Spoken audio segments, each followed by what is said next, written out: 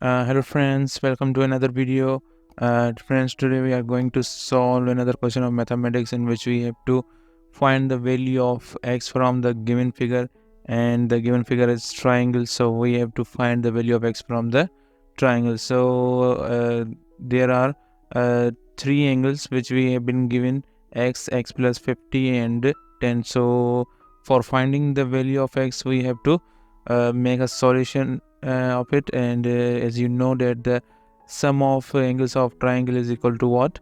180. So what we will do, we will add all these angles and they will make the sum of 180. So after this we will add x and 50 and 10, so it will be 2x and it will be 60 and 180 will remain same. After that, now 60 will go there, so it will subtract 180 minus 60. So the answer will be what?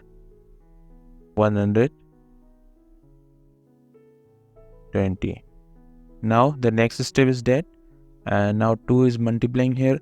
When it goes over there, it will divide 120.